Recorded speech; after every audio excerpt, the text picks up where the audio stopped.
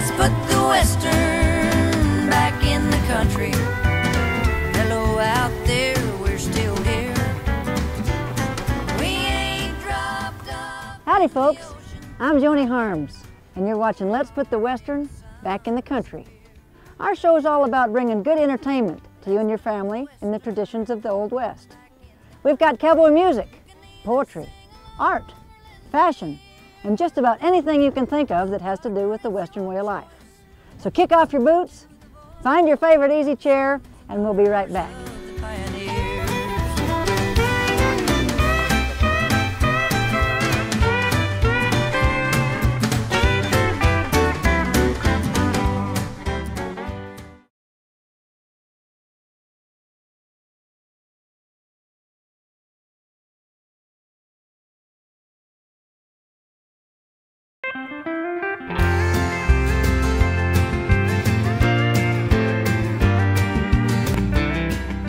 You guys got time for a song today? I'd love to play one for you.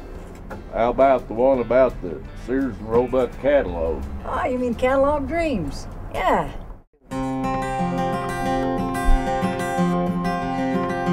She could see herself a-sewing on that brand new machine as she took the time to look through that mail order magazine. It would sure make her life easier with all she has to do, but family needs come first. She'll have to wait a year or two. But it came from Sears and Roebuck, 1,000 pages long, everything from A to Z anyone could ever want. But putting away a little extra ain't as easy as it seems, so way out here we dream catalog dreams.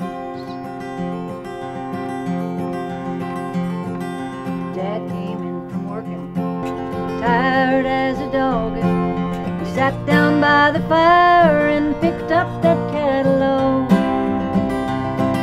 His eyes fell on the tractor with the mowing arm and rake, but he knew that kind of money was more than he could ever make. But it came from Sears and Roebuck, 1,000 pages long, everything from A to Z anyone could ever want.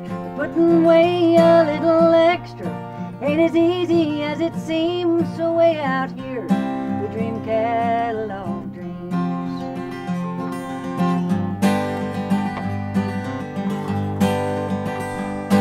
When supper time was over, Daddy turned to me and said, "You wanna do a little dream and take that catalog to bed?"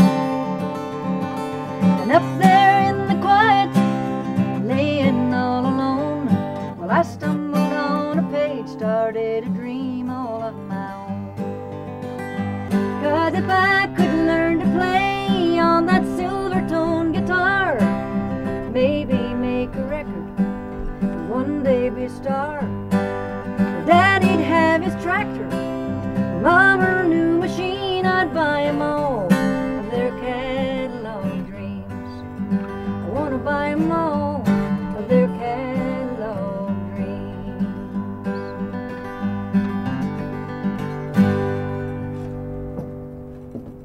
Well, Mason Tibbs, how you doing? Joni, how are you? I'm good. What are you doing in town? Well, I had to come get myself another tally book. My other one wore out.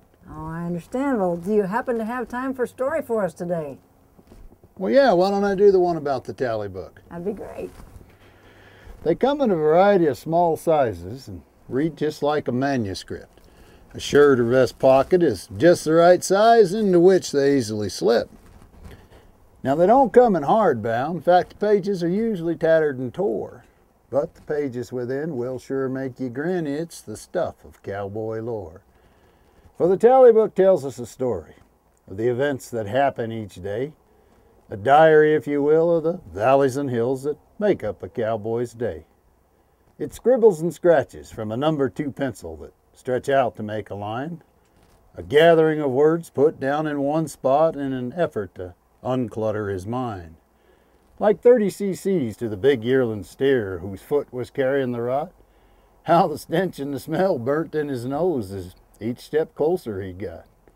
Well, the brockle-faced calf who was weakened and frail since his mama made him a bum, like the first time you doctored him and the 3 loops it took, 'cause that little booger could run. There's a note about that new filly, the one he's seen in town. Her eyes how they sparkled, her lips how they pursed, and her hair of gold and brown. It's the number of cows that pass through a gate with their calves trotting behind. It's an afternoon nap on the side of the hill with complete disregard for time. It's all of these things and so many more that make up a tally book script. It's a personal thing to a cowboy, a place where his thoughts can drip. These thoughts are then funneled to pages that make up his day-to-day life. He wears it like a badge of honor and holds it as dear as a wife. So if you happen across his tally book and through it your eyes do run, then leave unsaid these words you've read and say less of the things he's done. All right. Well, thank you, Mason. That was great to hear that. My pleasure, my pleasure. I suppose you got to get on your way. Oh, I do. Them cattle aren't going to gather themselves, so I better get. I reckon you're right. Well, so good to see you. Nice to Thank see you, Joni.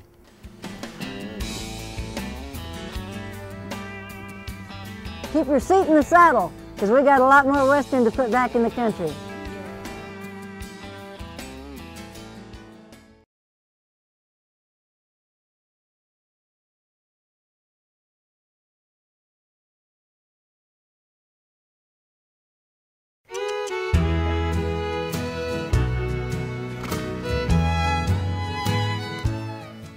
Well, this gorgeous sunny afternoon, I have the pleasure of sitting here with Britton Roberts and her Indigo Cowgirl line. Britton, tell us about some of this beautiful product in front of us and how you got started making it. So I started making very simple Hishi bands, just one single strand of turquoise. And as it grew, I just started working with this old vintage leather. I just had a vision one day. That. Yeah, what a good idea. Of these beautiful stones with vintage leather. I like the old Gus style. I really like the old West styles with the 1-inch band. So that's kind of, this is where the whole business started. And then last year, I started wearing some of the leather on my wrists. And well, show the folks well, that. we started doing the concho cuffs, which I have a spot setter here in the house. And I take this Kingman turquoise, and I actually have a neat place that processes the turquoise without a real high density color process. So it looks and feels like it does when it comes right off the block, but it is stabilized. I almost didn't know that was turquoise. It's like a this very, one you have on very there is unique gorgeous. Process. Yeah, it's neat, and it allows the color of the turquoise to really shine through and have that nice pastel opaque coloring. The beaded jewelry I do, I actually have these stones cut because I like to have things be original. You know, the one part of this business that I never really accounted for was how many people would say, oh, that's a great idea, I'm going to do that too. So what I do is I have everything made for me specifically. That way I can keep it real fresh. Well, I know I sure like a unique piece of jewelry. Right. Nobody else can have the exact same thing, and that's absolutely what you've got, because the leather pieces, like on these bracelets even, did you tell me that some of these are like old parts of spurs and belts and harnesses? And the bridle reins are specifically from driving reins, from the old plow teams. Oh, nice. And I mean, aren't they kind of sometimes all, well, what do you have to treat the leather? You should see it when I get it. You should see me after I'm done cleaning it. Then I have a friend of mine that gets me old gun scabbards, and I have belts from like the 40s. These are latigos from old saddles. So they are absolutely one-of-a-kind pieces. Everything is, and I mean, I come up with some neat stuff that's been stamped. I come up with old bridle sets. All of the hats, when I do the stitch work on the hat, I do hire some gals, and they come in and work with me. They usually have families, and they're usually, as in this economy, really needing the work. So that's been a lot of fun. They're called Panama hats, but they're actually made in Ecuador. And they're all hand woven, as you can see. People kind of like the fun and funky. Oh yeah, absolutely. So and you know, the folks that aren't maybe totally out there rodeoing and stuff like that, they can. Well, and you they can pull one still down wear one of these and shade. Yeah, and shade your face with them. Yeah. They're great for being in the garden or going to a show when you're outdoors. This is a 100% beaver hat. This is actually what I ride in all winter long. I really like a good heavy beaver felt. the beaver actually has barbs on it, and so if it ever gets wet, they interlock. That's why when you go and steam your hat, it gets stiff, because those barbs interlock. Palm leaf hats that we do are great for the summertime, especially if you're on a pack trip and you get rained on. They hold their shape. It swells as well, so it keeps you nice and dry. These are going to be a little warmer in hotter climates. That's why I do the Panamas. But if it's raining, the Panamas aren't as good as a palm leaf. I have a unique antiquing solution that I use. It's carnauba wax, beeswax, some stain, but it's all natural. So that's been really fun designing that. Oh, I bet. It's been a lot of fun. What got me into the business, I loved working with the stones. I loved looking at the stones, and I loved the healing qualities of the stones. Well, I know you'd said too that you're starting to travel more, going to the NFR, going to a lot of different jewelry shows and a lot of different places that people can find you, but you also have a website now where is most of this stuff available on there? Yes, or ma'am. Can people customize an order? Yes, say I ma'am. want that, or I mean, it's all going to be unique anyway. But if they saw something that was similar on someone else, say me out doing a show sometime, and I'm wearing something of yours, can they say, "Oh, I would like to have something like that," and get a hold of you? You know, I have kind of a unique site that I built, the IndigoCowgirl.com site. I did it myself, and it's an interesting battle between being in on the computer and wanting to be outside with my horses. Kind of struggle. But what I do is I have a general feel for what I do on the site. People write to me, say this is what I want. I take pictures of what I have, and I put it together with things so people can see what they're going to buy. They can see what's available, because everything is an individual. Yeah. Britton, I love it, and I know that all these other folks are too, and the folks on Let's Put the Western Back in the Country. You can just check out Britton Roberts' Indigo Cowgirl on our website, or give her a call, or come see her at some of the shows and get some of this beautiful jewelry for your very own. Thanks, Joni. Thank you for being with us. Appreciate it. Great.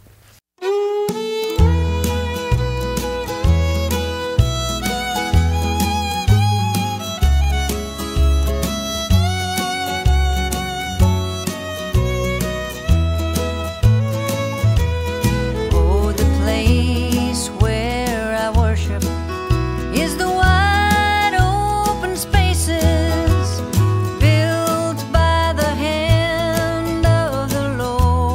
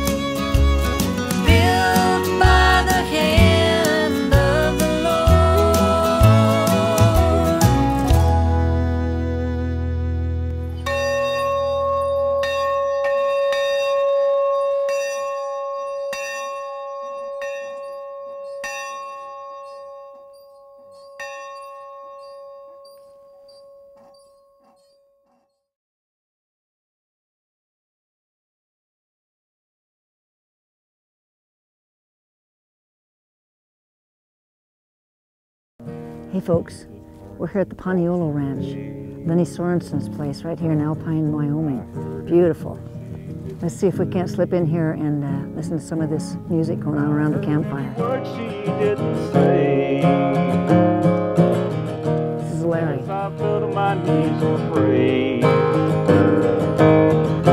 she just turned and walked away.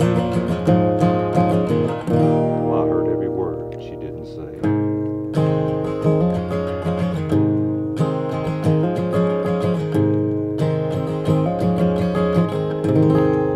Yeah, Larry. All right. All right, thank you. Hey, Joni, sing us a song now.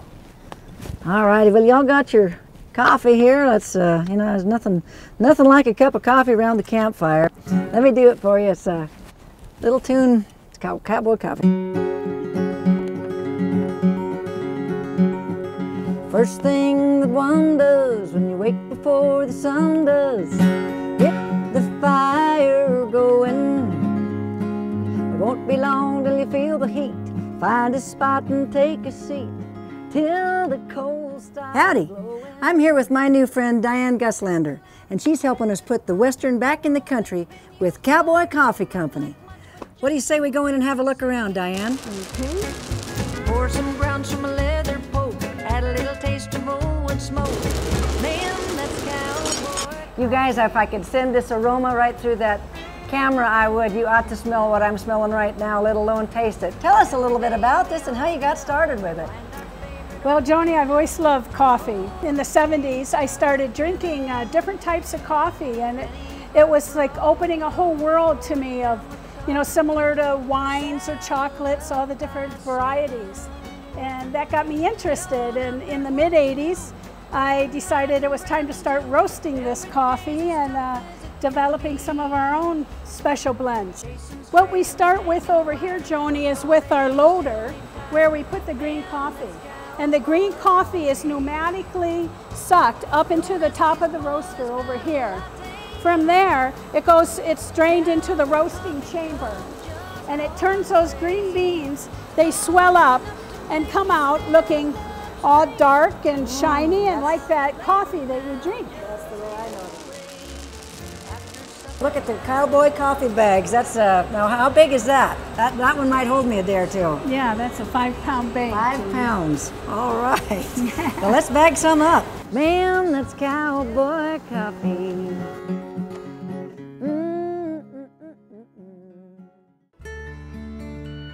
I have the pleasure today of having a little time to visit with one of my favorite people in the Western music genre, Mr. Bryn Hill. How are you, Bryn? Very good. Good to see you again. Yep, thank you for having me. All right, welcome. You let me in on a little secret that you're going to be recording live part of a new album that you've got working. You can do that here tonight. Going to record here tonight. Yep.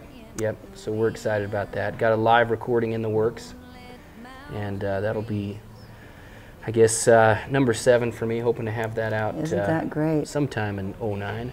Well, you, as I think, have kind of taken the new Western music idea on. You know, I mean, I would say I'm kind of the traditional country Western, and that's kind of what you are. And that's what this show is all about: is bringing the traditional Western music or country Western music back again, because it seems like it has faded, certainly from country radio. Yeah. But there's a lot of folks that still love this kind of music, as we do, and they need to be fed too. Are they cowboy songs to you? Do you sing cowboy songs, or do you sing cowgirl songs?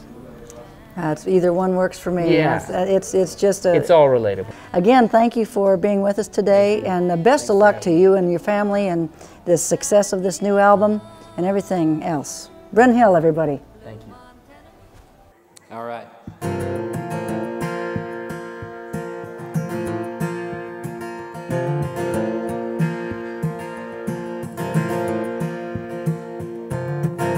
Wintertime is long on the mountain.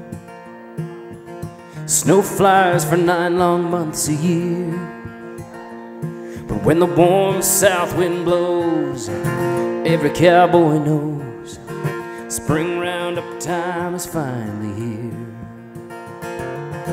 So call the boys at the Big A-double-L. Call Mike and Jeff and Jason and the crew. Come the break of dawn, we'll be saddled up and gone. 600 head for the day is through.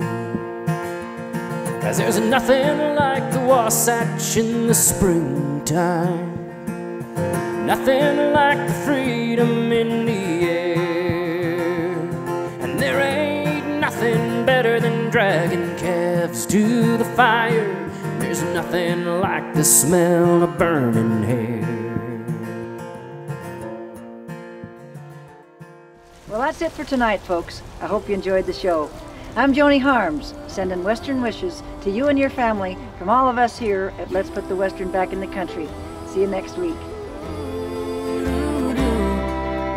It's been a long